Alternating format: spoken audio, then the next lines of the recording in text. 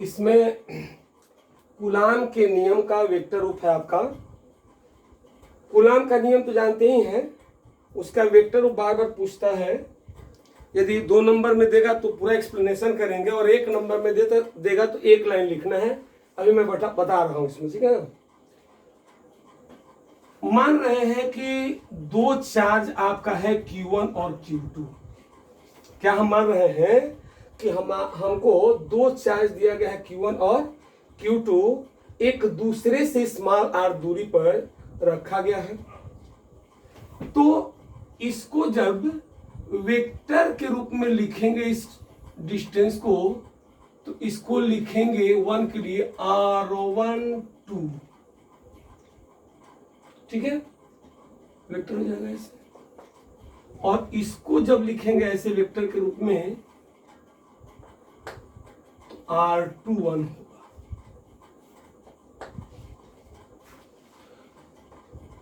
One के लिए हो जाएगा ये R1 2, और इसके लिए होगा R2 1। 2 है तो 2 1 कर देंगे, और 1 है तो 1 2 कर देंगे। इस पर अप्लाइड फोर्स है F1 2,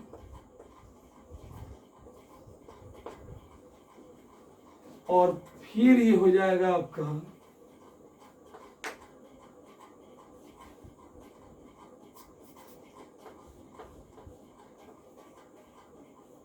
F2 1। ये आपका है F1 2 और ये F2 1। F1 2 मतलब क्या हो गया? F1 2 का मतलब हुआ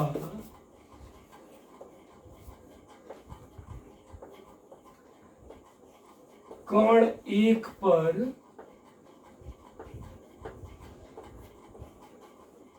कण 2 द्वारा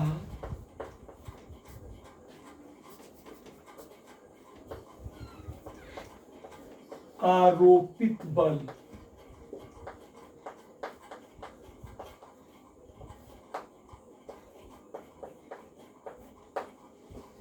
कण 1 पर कण 2 द्वारा आरोपित बल F1 2 जो होगा हमारा, कण 1 पर कण 2 द्वारा आरोपित बल होगा। और F2 1 का मतलब क्या होगा?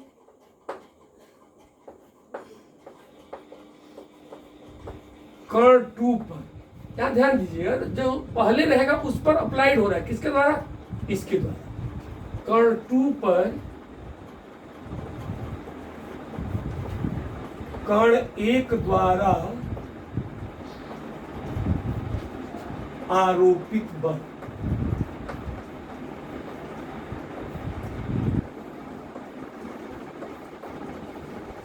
कण 2 पर कण 1 द्वारा आरोपित बल है F2 1, और यह है F1 2। हम लोगों को दोनों फोर्स को वेक्टर के रूप में लिखना है। आप लोग जानते हैं बल F1 होगा, यहां लिख रहा हूं, we know that.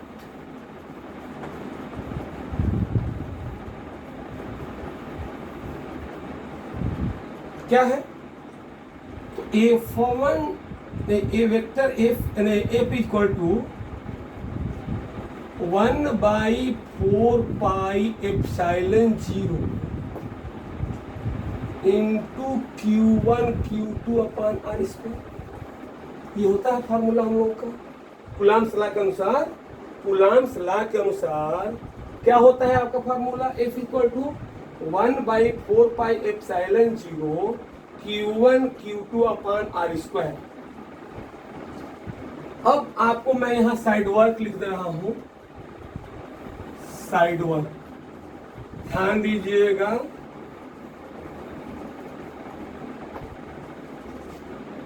Side work में आपको याद पड़ रहा होगा क्लास 11th में का, क्लास 11th में आप यूनिट वेक्टर पढ़े थे, एकांक सदिश पढ़े थे।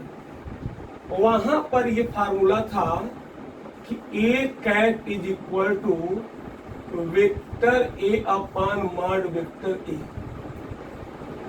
या आप इसको ऐसे भी लिख सकते थे। अब मार्ट से बाहर निकलेगा तो इलेक्ट्रॉन का चिन्ह हट जाएगा आपका। अब इसके बाद इसी तरह से जैसे R12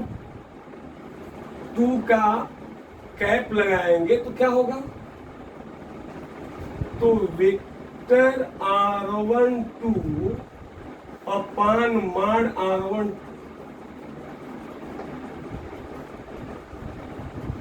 ध्यान दीजिए R12 इसका कैप, एक फार्मूला है, कैप मतलब क्या हो गया, उसका वेक्टर अपान में माड, यही चीज जैसे यहां लिखे हैं वही फार्मूला। अब यहां पर R12 का वेक्टर होगा, अब बाहर निकलेगा यह, तो अब यहां पर यह तीर का निशान हट जाएगा और वहां पर हो जाएगा केवल R। देखिए यहां पे और थोड़ा सा मैं लिख दे रहा हूं कि माड वेक्टर R12 बराबर mod vector R21 is equal to केवल R। देखिएगा, ध्यान दीजिए, R12 का मतलब क्या हो गया, यूनिट वेक्टर के अनुसार वेक्टर इसका अपान इसका माड वेक्टर, तो ये इतना हो गया। अपान में इसका माड का मतलब दोनों का माड जो निकालेंगे तो वह R ही होगा। देख रहे हैं ना, यह डायरेक्शन शो कर रहा है ये भी। अब इसका माड निकालेंगे तो केवल R होगा। अब आप देखिए, कोई भी वेक्टर क्वांटिटी लिखनी हो, कोई वेक्टर क्वांटिटी, तो आप क्या करते हैं, उसके परिमाण में A में या माड वेक्टर A में एकांक सदिश से गुणा कर देते हैं। वेक्टर लिखने का तरीका क्या है, अब हमको F12 निकालना है, तो देखिए कैसे निकालेंगे। F12 कैसे निकालेंगे, तो नियम क्या है कि वेक्टर लिखने के लिए उसका परिमाण इनटू एकांक सदिश, इसका परिमाण हो जाएगा F, इसका परिमाण क्या होगा F, और एकांक सदिश क्या होगा, तो वेक्टर R12 कैप। अब देखिए F12 इज इक्वल होगा, यहां से देखिए F का मान यहां से 1/4 पाई एप्सिलॉन 0 Q1 Q2 अपान R स्क्वायर, ये आपका हो गया F का मान। इस कैप का फार्मूला क्या होगा, देखिए कैप का यहाँ ये फार्मूला रखेंगे, ये वाला, तो हो जाएगा आपका R12 कैप हो गया। अब मान रखिए F12 इज इक्वल टू होगा 1/4 पाई एप्सिलॉन 0 Q1 Q2 अपान R स्क्वायर। इसका मान क्या होगा, तो इसका मान देखिए लिखा है क्या, तो वेक्टर R12 अपान R, यहां पर यहां से लिया हूं R12 कैप बराबर हो जाएगा कितना, तो वेक्टर R12 अपान में R हो जाएगा। अब यहां पर देखिए तो F12 इज इक्वल हो जाएगा 1/4 पाई एप्सिलॉन 0 Q1 Q2 अपान RQ इंटू R12 वेक्टर। अब आप देखिए हम लोग यहाँ पर क्या किए हैं, फिर थोड़ा समझ लीजिएगा कि वेक्टर लिखने के लिए क्या होगा, तो इसका परिमाण, इसका परिमाण क्या होगा आपका केवल F, और इनटू एकांक सदिश R12 कैप हो जाएगा। F के यहाँ पर क्या होगा मान 1/4 पाई एप्सिलॉन 0 Q1 Q2 अपान R स्क्वायर, इसमें हो जाएगा इतना R12 कैप। अब 1/4 पाई एप्सिलॉन 0 Q1 Q2 अपान R स्क्वायर, इसका मान देखिए यहाँ लिखा। अब ये हो जाएगा 1/4πε0 Q1 Q2 और R स्क्वायर इंटू आर, क्या होगा, आर क्यू इंटू इतना। सिमिलरली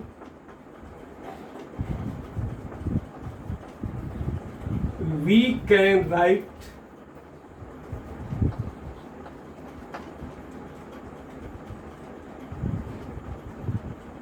चाहे इस तरह से लिख दीजिए, similarly we can prove that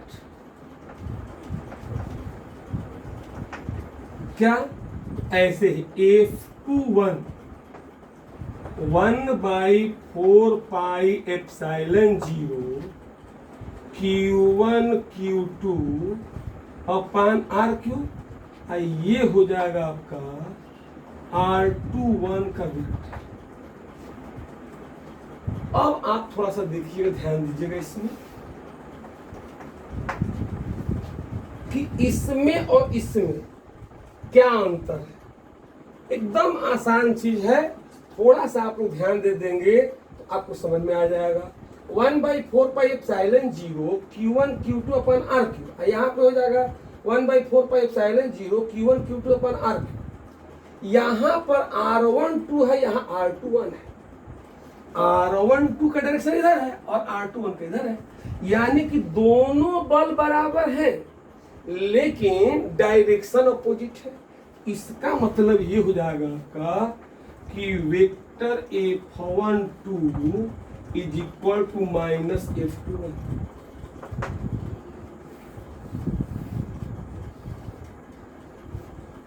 Newton third law में भी तो यही बात हुआ था। ऐसा समझ लीजिए कि कोई भी वेक्टर लिखने के लिए हमको क्या करना है, तो परिमाण में उसके एकांक सदिश से गुणा कर देना है। परिमाण में एकांक सदिश से गुणा कर देना है। अब देखिए F का मान होगा 1/4πε0 Q1 Q2 upon R square into R12 cap. Cap मतलब यूनिट वेक्टर है, एकांक सदिश है, इसको ऐसे उतार देंगे।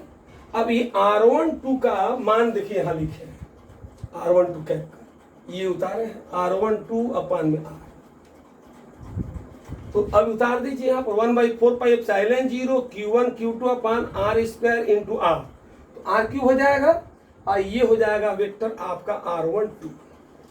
अब इसी तरह जैसे ये लिखे हैं वैसे ही हम ये भी प्रूव कर सकते हैं कि F21 कितना होगा, तो यही चीज रहेगा, डायरेक्शन क्या हो जाएगा इसका, चेंज, तो ये हो जाएगा R21। अब आप देखिए कि दोनों फोर्सेस इक्वल हैं और अपोजिट है, इक्वल है और अपोजिट है। यही हमारा जो है कूलाम्स का वेक्टर रूप हो गया। आपके एग्जाम में यदि 2 नंबर में पूछता है या 4 नंबर में पूछ सकता है, 4 नंबर का 3 नंबर में पूछ सकता है आपको क्वेश्चन, तो आप क्या करेंगे कि पूरा लिखेंगे, लेकिन केवल 1 नंबर में कह देगा तो केवल 1 लाइन ही लिख देना, यही वेक्टर स्वरूप हो जाएगा इसका, ठीक ना। अब हम लोग पढ़ेंगे वैद्युत बल रेखाएं। वैद्युत बल रेखाएं,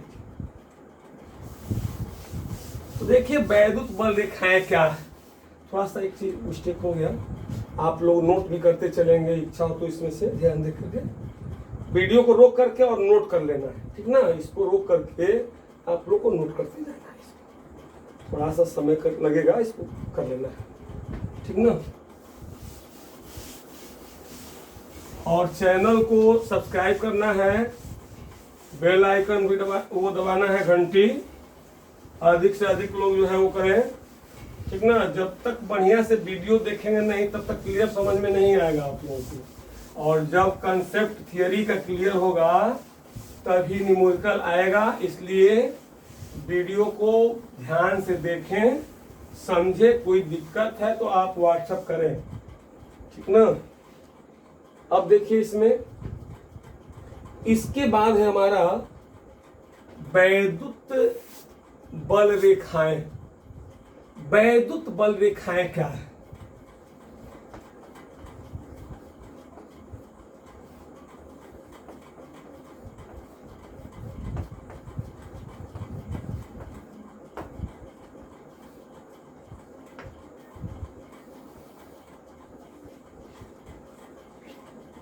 वैद्युत बल रेखाएं जानने से पहले हम लोग सबसे पहले वैद्युत आवेश जान लें कि वैद्युत आवेश किसे कहते हैं। तो वैद्युत आवेश की परिभाषा है, वैद्युत आवेश की परिभाषा है कि किस नहीं, वैद्युत आवेश कह रहा है वैद्युत क्षेत्र, ध्यान दीजिएगा, वैद्युत क्षेत्र है। वैद्युत क्षेत्र की परिभाषा क्या है? तो किसी आवेश के चारों ओर का वह क्षेत्र, किसी आवेश के चारों ओर का वह क्षेत्र जहां तक कोई अन्य आवेश उसके बल का अनुभव कर सके, वैद्युत क्षेत्र कहलाता है। क्या बोलेंगे कि किसी आवेश के चारों ओर का वह क्षेत्र जहां तक कोई अन्य आवेश उसके आकर्षण अथवा प्रतिकर्षण बल का अनुभव कर सके, वैद्युत क्षेत्र कहलाता है। याद रहेगा, वैद्युत क्षेत्र की परिभाषा बोलेंगे कि किसी आवेश के चारों ओर का वह क्षेत्र, किसी आवेश के चारों ओर का वह क्षेत्र जहां तक कोई अन्य आवेश उसके आकर्षण अथवा प्रतिकर्षण बल का अनुभव कर सके। अब है वैद्युत बल रेखाएं। तो वैद्युत बल रेखाएं किसे कहते हैं? तो वैद्युत बल रेखा का देखिए, ये वैद्युत बल रेखा है, मैं खींच दे रहा हूं पहले, ये प्लस है, ये माइनस है।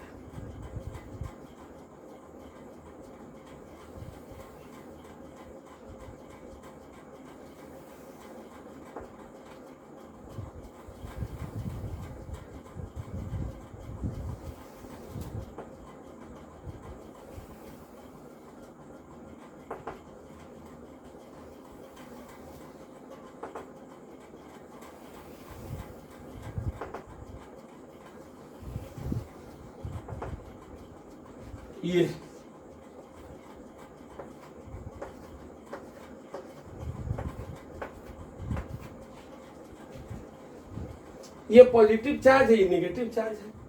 तो वैद्युत बल रेखा किसे कहते हैं? कोई भी परिभाषा पूछेगा तो आप कहेंगे कि वैद्युत बल रेखाएं वे काल्पनिक रेखाएं हैं जिसके किसी भी बिंदु पर कोई भी बिंदु उसके वैद्युत क्षेत्र के परिमाण को प्रदर्शित करती है, जबकि उस पर खींची गई स्पर्श रेखा उसके वैद्युत क्षेत्र को निरूपित करता है। ध्यान दीजिएगा, आपसे कोई पूछेगा कि वैद्युत बल रेखाएं किसे कहते हैं, तो आप क्या कहेंगे वैद्युत बल रेखा के बारे में कि वैद्युत बल रेखाएं वे काल्पनिक रेखाएं हैं। वैद्युत बल रेखाएं वे काल्पनिक रेखाएं हैं जिसके किसी भी बिंदु का मान या कोई भी बिंदु उस वैद्युत क्षेत्र के मैग्नीट्यूड को इंडिकेट करता है, जबकि उस पर खींची गई स्पर्श रेखा वैद्युत क्षेत्र को प्रदर्शित करता है।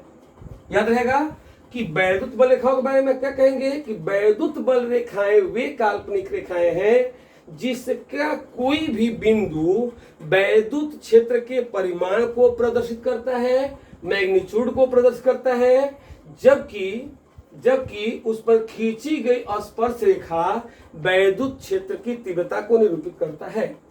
अब ध्यान दीजिएगा कि इसका गुण क्या है। तो देखिए, गुण आप पहला देख ही रहे, प्रॉपर्टी इसका क्या है।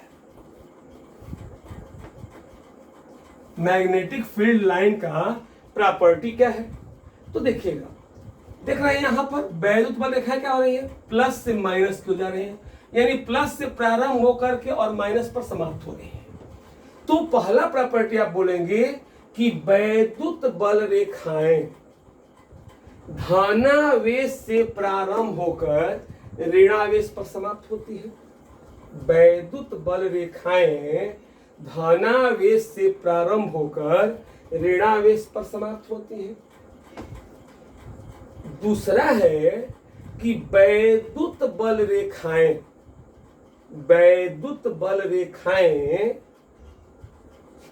कंटिन्यूअस होती है। यानी कि लगातार होती है। लगातार मतलब कहीं पर टूटती नहीं है।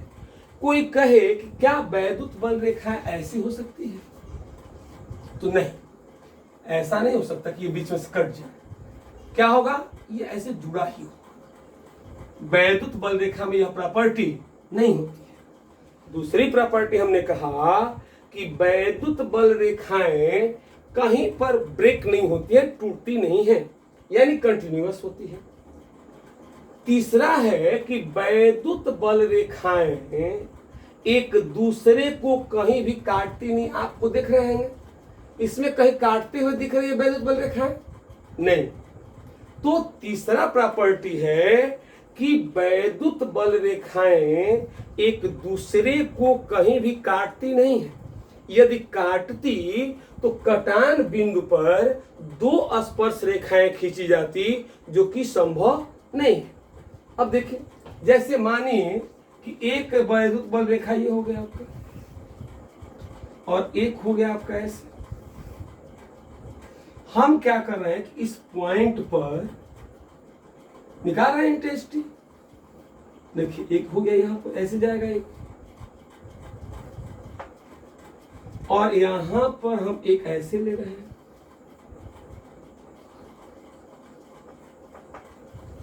तो देखिए, यहां कटा तो एक स्पर्श रेखा इधर हो गया, एक स्पर्श रेखा यहां हो गया। और एक्चुअल में नियम क्या है गणित का हमारा, तो एक कर्व है और कोई पॉइंट लेंगे तो पॉइंट ऑफ टेंजेंट एक ही होता है। यानी कि कर्व पर एक पॉइंट पर केवल एक ही स्पर्श रेखा खींच जा सकती है, ऐसा नहीं कि 3-4 खींच सकते हैं। और यहां पर क्या हो रहा है कि एक ही पॉइंट पर दो स्पर्श रेखा खींची गई, और यहां इंटेंसिटी इसी एक ही बिंदु पर, इस बिंदु का तीव्रता E1 हो गया, इसी बिंदु का तीव्रता E2 हो गया। ऐसा कहां संभव है कि एक ही बिंदु का मान अलग अलग हो जाए? हमारा नियम क्या है कि जो बिंदु है वही वैद्युत क्षेत्र को इंडिकेट करता है। तो ये बात ध्यान रखना है कि वैद्युत बल रेखाएं एक दूसरे को कभी भी काटती नहीं है। यदि काटती तो कटान बिंदु पर दो स्पर्श रेखाएं खींची जाती, जो कि संभव नहीं है। अब उसके अगला हमारा प्रॉपर्टी है कि वैद्युत बल रेखाएं लचकदार डोरी की तरह सिकुड़ती हैं। कैसे सिकुड़ रही भाई, देखिएगा, परिभाषा थोड़ा सा है कैसा। तो यह जो है लचकदार डोरी की तरह जो है सिकुड़ती है। लचकदार डोरी की तरह का मतलब क्या हो गया कि विपरीत प्रकार के आवेशों के बीच आकर्षण बल लगता है। आप देखे होंगे कि दो आदमी के बीच आकर्षण बढ़ता है तो वो लोग झुक जाते हैं एक दूसरे के। तो ठीक वही नियम यहाँ पर लग रहा है। वैसे ही लग रहा है कि जब आवेश अलग अलग है तो यहाँ पर वैद्युत बल रेखाएं क्या है, वैद्युत बल रेखाएं जो है लचकदार डोरी की तरह होती हैं। इसलिए लचकदार डोरी की तरह सिकुड़ने का प्रयत्न कर रही है। इसलिए आप कहेंगे कि विपरीत प्रकार के आवेश एक दूसरे को आकर्षित करते हैं। लेकिन यह लंबाई के लंबवत, जैसे हम ऐसे ले रहे हैं अब, तो ये फैलती जाएगी ऊपर की ओर। ये देख रहे हैं ना, कर्व ऐसे बढ़ते जा रहा है ऐसे। इसका अर्थ ये हुआ, ऐसे बढ़ते जाएगा। इसका अर्थ ये हुआ कि वैद्युत बल रेखाएं लंबाई के लंबवत फैलने का प्रयत्न करती है। वैद्युत बल रेखाएं लंबाई के लंबवत फैलने का प्रयत्न करती हैं, अर्थात समान प्रकार के आवेश एक दूसरे को प्रतिकर्षित करते हैं। समान प्रकार के आवेश जो हैं एक दूसरे को क्या करेंगे, प्रतिकर्षित करते हैं। समान प्रकार के आवेश एक दूसरे को प्रतिकर्षित करते हैं। अब हम लोग पढ़ेंगे वैद्युत क्षेत्र की तीव्रता। वैद्युत क्षेत्र की तीव्रता आप लोग को नोट्स दे देंगे हम, ठीक ना।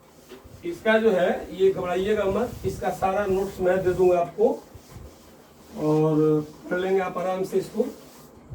ध्यान से।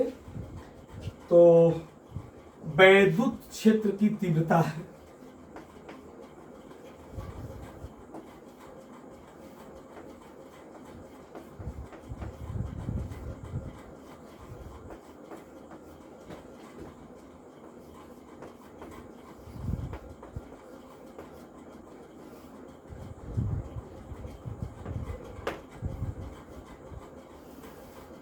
देखिए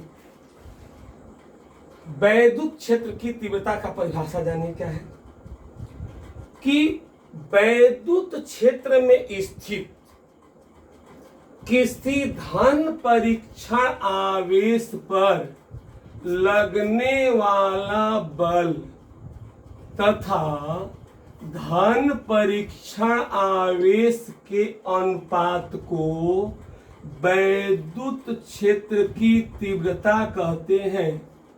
इसे कैपिटल ई से प्रदर्शित करते हैं। क्या आप परिभाषा बोलेंगे वैद्युत क्षेत्र की तीव्रता का कि वैद्युत क्षेत्र में स्थित किसी धन परीक्षण आवेश पर लगने वाला बल F है तथा धन परीक्षण आवेश के अनुपात को वैद्युत क्षेत्र की तीव्रता कहते हैं। कोई भी आपसे पूछेगा कि वैद्युत क्षेत्र की तीव्रता किसे कहते हैं तो आप क्या कहेंगे कि वैद्युत क्षेत्र में स्थित किसी धन परीक्षण आवेश पर लगने वाले बल तथा धन परीक्षण आवेश के अनुपात को वैद्युत क्षेत्र की तीव्रता कहते हैं। इसे कैपिटल ई से प्रदर्शित करते हैं। अब इसको हम मैग्नीट्यूड के रूप में लिखें तो ऐसे भी लिख सकते हैं, E is equal to F upon में Q0। तो अब हो जाएगा हम लोग का कि एफ इज इक्वल टू क्या हो जाएगा, क्रॉस मल्टीप्लिकेशन कर देंगे तो Q0E। यदि यहाँ पर केवल चार्ज Q रहता तो F बराबर हो जाएगा QE। F बराबर क्या होगा QE। यहाँ पर F इक्वल टू Q0E हो जाएगा और ये हो जाएगा F बराबर QE। क्या है परिभाषा आपका वैद्युत क्षेत्र की तीव्रता का कि वैद्युत क्षेत्र में स्थित किसी धन परीक्षण आवेश पर लगने वाला बल तथा धन परीक्षण आवेश के अनुपात को वैद्युत क्षेत्र की तीव्रता कहते हैं। अब E is equal to vector का चिन्ह हटाएंगे तो इसको लिखेंगे E, यहां पर से वेक्टर हटा देंगे अपान में Q0, केवल मैग्नीट्यूड लेना हो तो अब क्रॉस मल्टीप्लिकेशन कर दीजिए तो Q0E हो जाएगा F इक्वल टू क्या होगा। अब देखिए Q0 को हटा दे यदि केवल Q मान लें तो Q हो जाएगा Q इंटू E हो जाएगा। अब हमारा है वैद्युत क्षेत्र की तीव्रता का मात्रक एवं बीमा। वैद्युत क्षेत्र की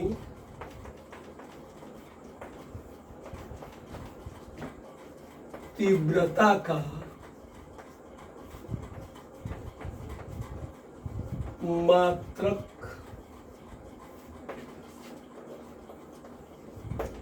एवं बीमा। देखिए वैद्युत क्षेत्र की तीव्रता का मात्रक क्या होगा तो E is equal to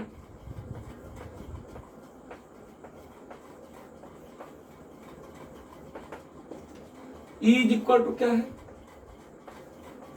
F by Q0। अब देखिए SI पद्धति में चाहे एमकेस पद्धति में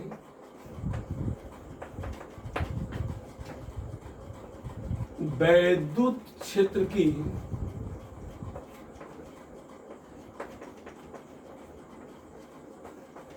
तीव्रता का मात्रक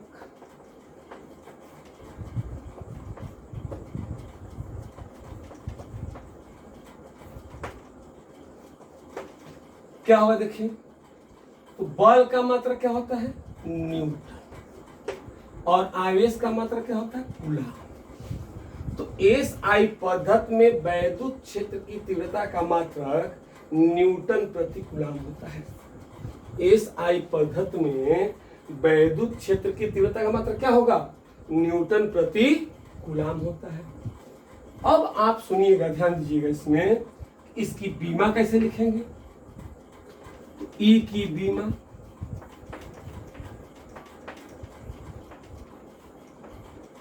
बल की बीमा क्या होगी? एम एल टी का पावर -2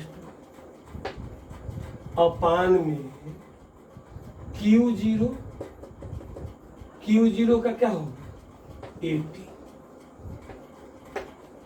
अरे भाई बल का बीमा जानते हैं ना, एम एल टी का पावर -2 होता है और अपान में 80 हो गया, तो अब हो जाएगा आपका एम एल टी का पावर ऊपर जाएगा तो -1 होगा, -2 है तो -3 हो जाएगा और ए का ऊपर -1 हो जाएगा।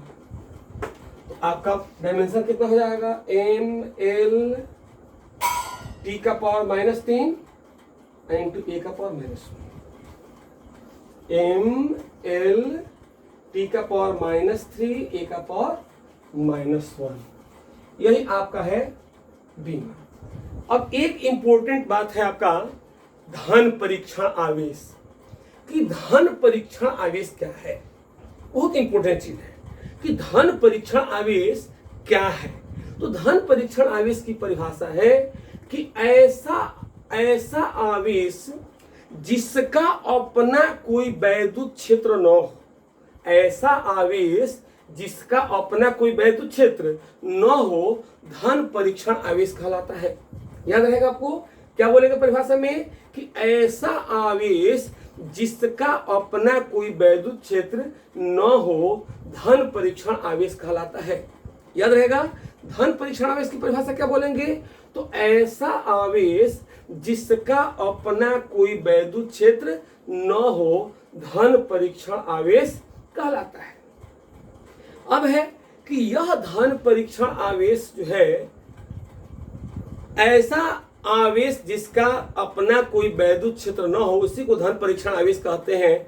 लेकिन ऐसा कोई आवेश ही नहीं होता है जिसका कोई ना कोई वैद्युत क्षेत्र न हो।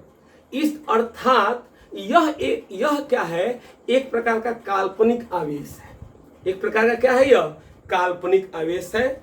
यह माना गया है कि ऐसा आवेश होता तो फिर यह परिभाषा दी गई है, आइडियल के रूप में दी गई है परिभाषा।